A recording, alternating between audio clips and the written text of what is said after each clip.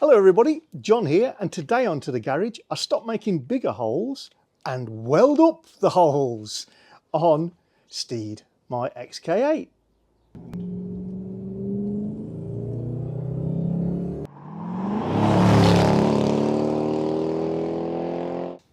Hi everyone! So carrying on from yesterday's video, if you haven't seen that you better go back, save me explaining. I have got the repair panel for the rear subframe support bracket mounting area underneath Steed, my 1997 XK8 that I've made. Very happy with that. That's been drying overnight. That's some weld through paint because I won't be able to easily get at that after I've done the weld. Well, I can punch a hole through to put some cavity wax in at a later date. That's not a biggie. So today this is going in. Very pleased with the way it fits. There's the area in question. The sort of bent bit is to accommodate this. It's going to be welded into position like so. Very pleased. So all the grey that you can see is weld through paint. The area beneath it has been ground back to bare metal, just a little bit of weld through zinc based paint to stop things from flash rusting while I've not been in the garage. So what I'm going to do now is I'm just going to, although I could weld straight onto this, I've got the opportunity, so I'm just going to grind off the areas around and here where the spot welds are going to go, just to be super duper effective. And I'm going to put the plate back in, probably hold it in place with a magnet and crack on with the welding. So I think I've shown you enough grinding in the last few videos, so I'll just clean this up and you can rejoin me when I'm getting the welder out. Okay, so we're about ready to start welding. I'm going to show you my setup. I can weld, I do weld. I am not a welder, so I'm probably not the man to come to for lessons in welding. But yeah, I've got this Clark MiG 135 TE Turbo. If you're in the UK, I got this from Machine Mart years ago, and it does me great. It does everything I need. It's a model that uses gas. Some are gasless, and you have a wire that contains shield gas or gives off a shield gas. This has got the gas bottles. Some people would see this as more of a faff. I pay about £15–16 for a bottle, and that will last me an entire job like we're going to do on Steed. So, you know, it's not a huge cost. Inside, we've got a reel of 0.8 mild steel welding wire. I've used 0.8 for practically everything I've ever done, and again, as an amateur, very amateur, it doesn't give me any issues. I can do lightweight stuff, I can do reasonably heavy stuff. This cost me £16, and I've got a new shroud and some new welding tips because I know that mine's very well worn. The shroud was including VAT, £7.20. The welding tips were £4. Nearest makes no difference. If you don't do MIG welding, you've never seen MIG welding, it's very straightforward and probably the easiest form of welding for a generalist. So you've got the torch. The torch has got a wire coming through it. The wire is that same wire that's on that reel. It's motorized and feeds up through. So whenever I press the trigger, if I've turned it on like that, so whenever I pull the trigger, the wire feeds forward. I've got very basic controls, which one is how much current we're putting in, and I've got two settings, both on min and max. So So 4 settings in total, and this rotary dial plays with the feed. So if I turn it right down, wire coming out, I turn it up, it actually comes fast. Start with that on about 5, or the middle. Next, got the bottle of gas at the back. I turn on the gas supply, and that is going to give the protective shield of carbon dioxide, in my case, around the weld so that the weld doesn't oxidize and get that huge amount of scale and you get a really bad joint. Protects it.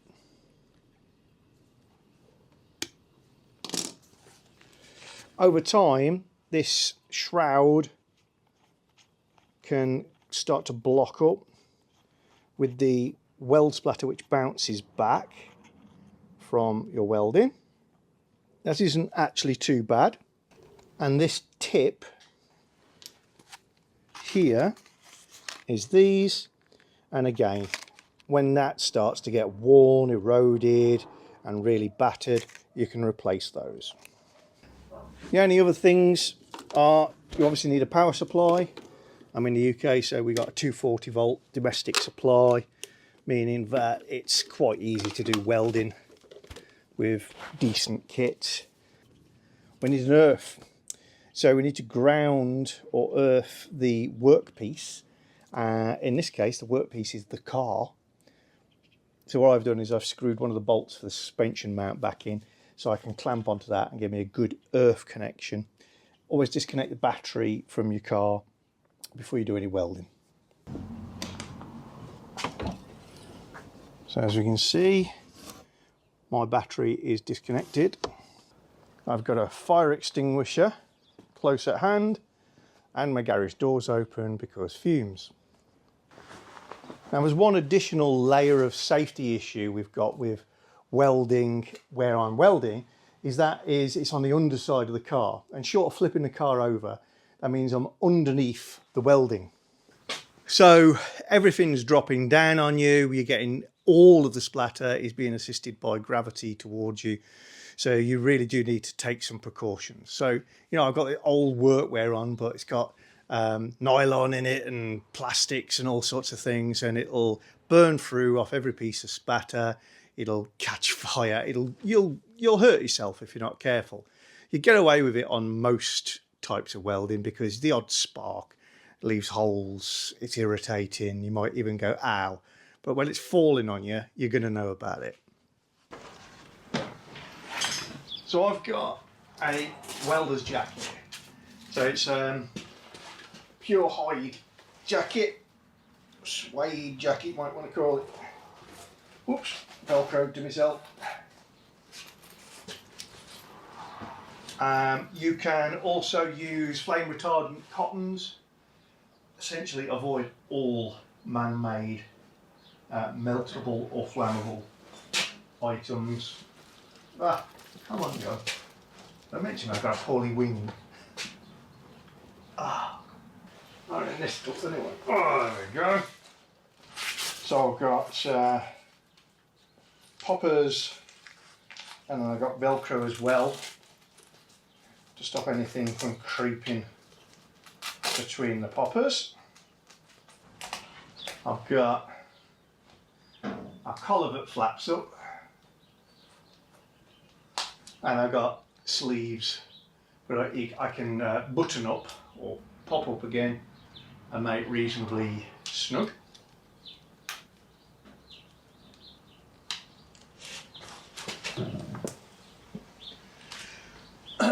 Stuff's going to be falling on my head. I will be wearing a welding mask, but again, if it gets behind there, it's going to really hurt. If it gets down my neck, it's going to really hurt.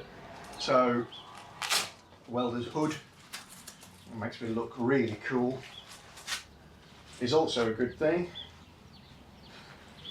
You pop that over, it's got this wide bottom that goes over the collar of this. Bring my microphone back, so apologies if that was a bit poor in terms of sound. We're back. You also want some leather gloves or gauntlets, and you want your welder's mask. Now you can get away with, if you're doing the odd bit of welding, a welder's mask like that. Trouble is, you can't really see through them.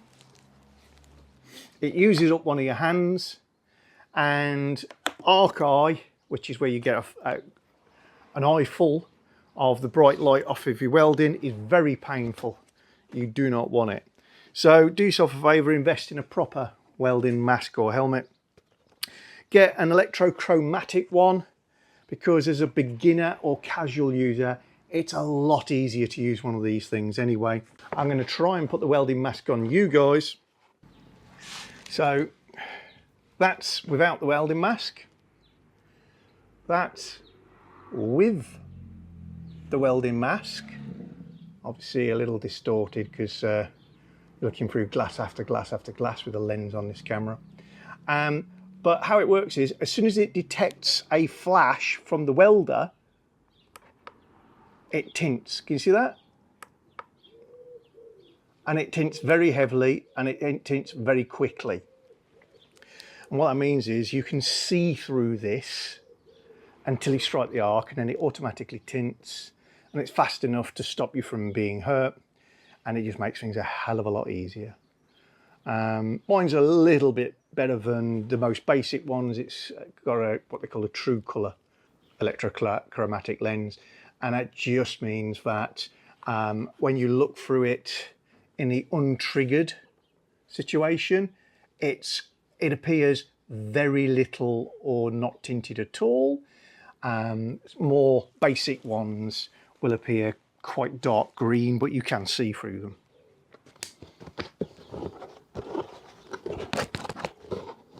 There we go. Now I really don't know how much of what follows you're going to be able to see properly, because it's a camera after all. But we'll do our best. I've set you up on a tripod that's pointing in roughly the right direction, and yeah, that's all I can do really. It's not like I can unweld it and retake the footage. So I've got this corner here is pretty flush and flat. Some of the other bits are going to need a bit of bending, but if we can get a little bit of weld on that corner, it'll hold itself in place. I've got the earth lead on there, so I'm going to drop my helmet and see what we can do.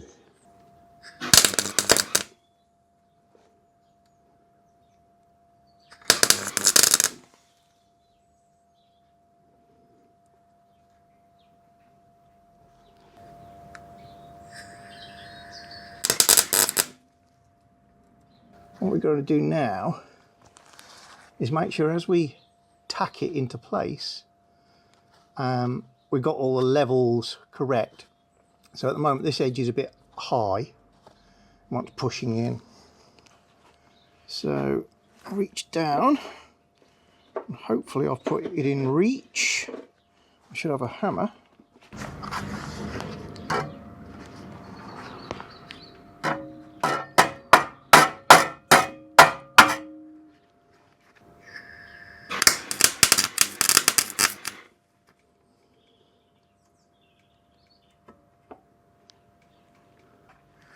This piece of work is going to be pretty much unseen, so how pretty it is relatively unimportant, but I think of it as good practice for when I do something that's seen.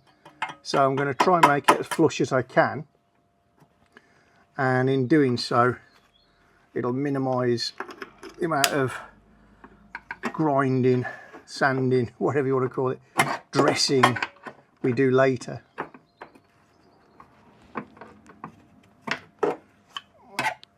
Certainly got a good weld just on those two tacks. Just trying to get this bit to come up a little.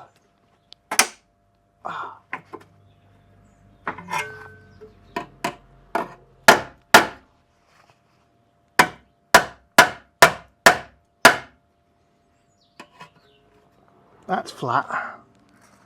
So the whole thing fitted so well I could have just zapped around it, but I'm going to try and get it flat.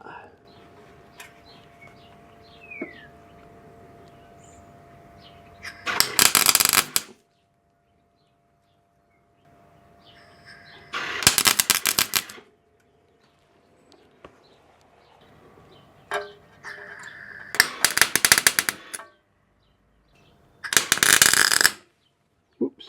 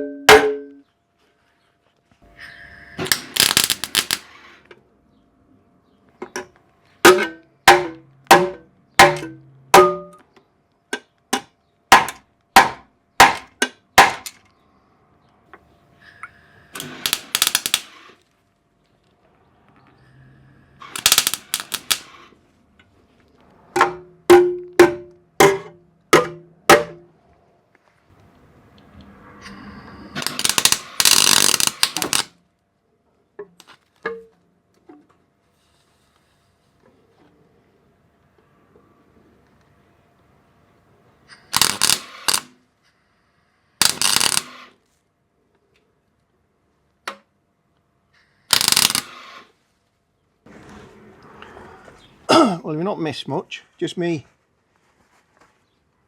adding more and more little welds. I had to move the camera out of the way because so much spatter was getting on it, I could smell the plastic melting. So yeah, the camera might be a bit jiggered. I've got a few places, particularly where I put the splits in, where I've got actual holes. So I'm burning through a little bit. I'll just persevere. Put some more spots of weld as I go around. You don't want to do thin stuff as a continuous run because you'll just distort the hell out of it. And whilst distortion is not a big deal in positions like this, again, it's just good practice. Try to keep things nice and flat and neat. So I'm going to carry on, fill in the gaps between my other welds. When I've got it all the way around, I will do the spot welds. So these holes, use them to attach to the metal behind. Then we'll grind the whole thing off, see where any holes and gaps are, one last weld, and that can all be dressed up.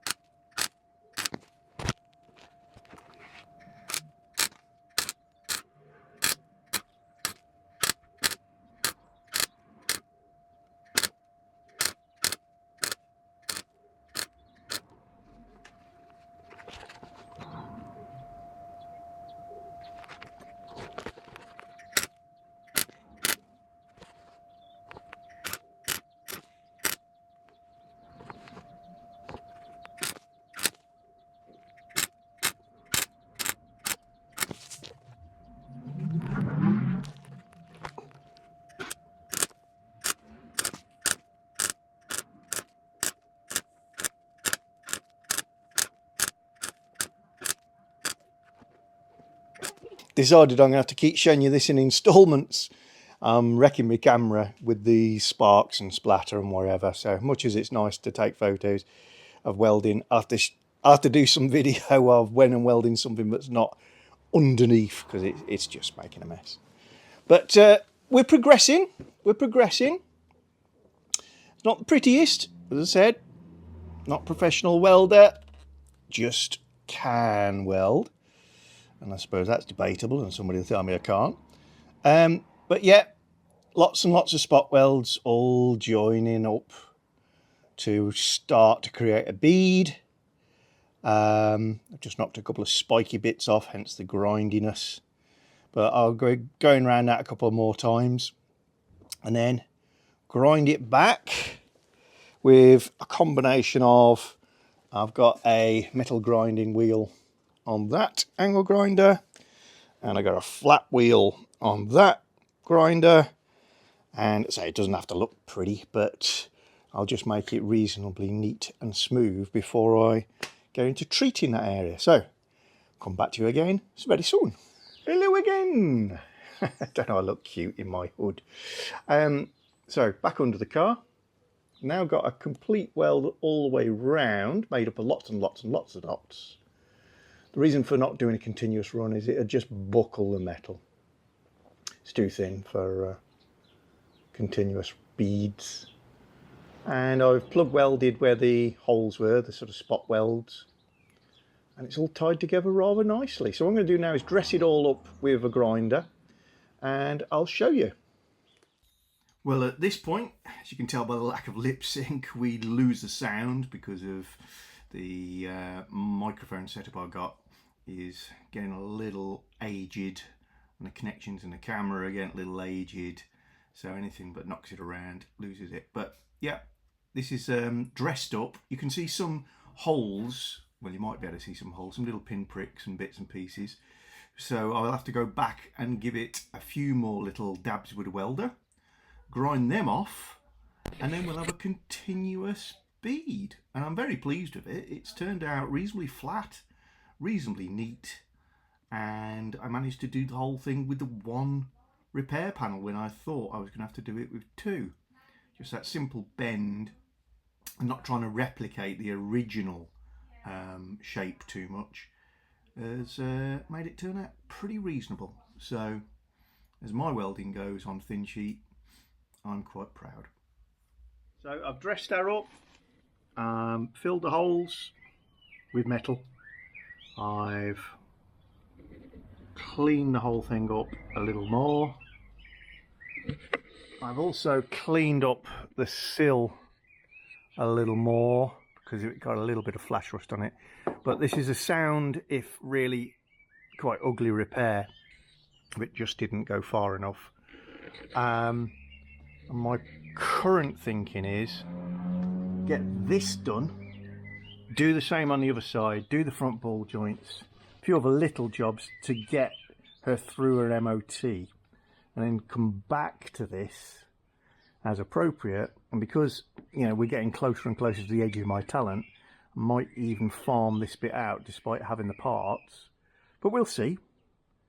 I know if I start on that now, let's tear the hole in the car with filming and everything else, it's going to take me forever to get this car on the road, and it's going to tie up my ramp.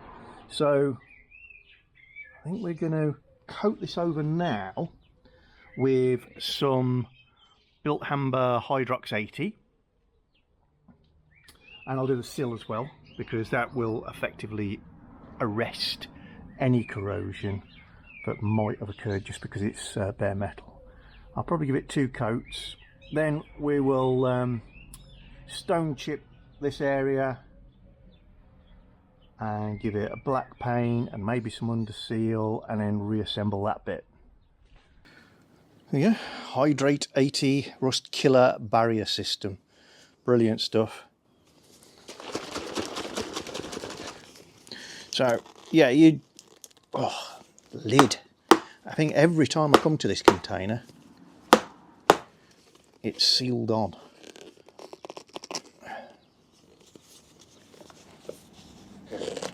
Ah!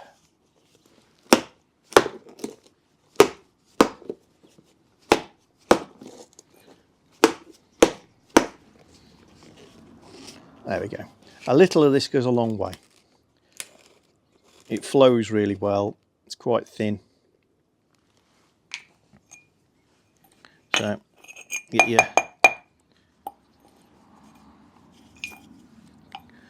it's my container that I use just for this.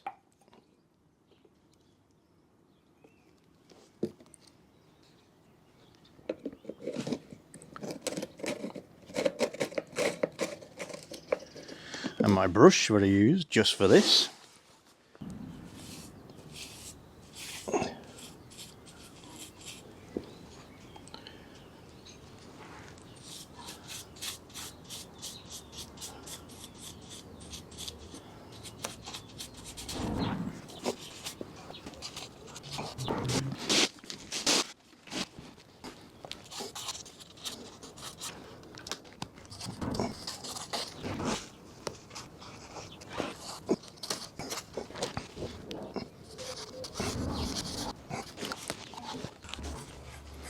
Obviously going beyond where I've got bare metal. Oops, a bit of a drip. And that's fine. It'll stick on anything, this. But it's just important you go all the way to the edges or it won't protect. But this stuff is about the best corrosion preventer I've ever used. Despite the fact that it's a converter, really.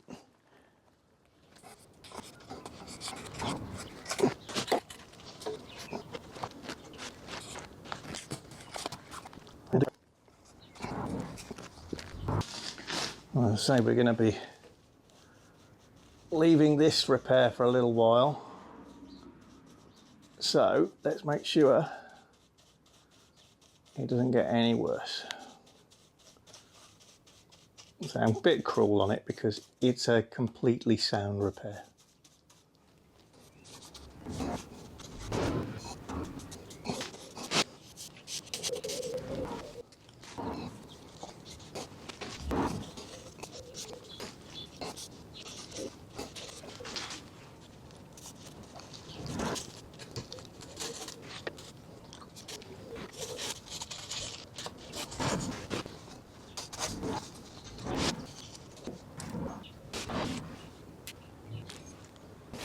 There you are, you can see the colour transformation there. And I'm going to apply a second coat. That's at about 30 minutes. And then I'm done for the day. So thanks for joining us, guys. We're making good progress now. And I look forward to speaking to you again on To The Garage. Bye! If you just go to Amazon/shop/To The Garage, and I'll put that link in the description below so that you can just click on it. It takes you to a To The Garage area of Amazon that is categorized into hand tools, power tools, gadgets and gizmos, things specifically the XK8, etc. that I've bought from Amazon over the years so that you can follow the same links and have a look, see how much those cost at the moment. Nice little feature. Thank you, Amazon. If you're enjoying our channel, then don't forget to subscribe and click the little bell icon so you get notifications of new videos. And please give us a thumbs up or thumbs down, and you can share the videos. And below the video is always the area where you can comment and get involved with the chat.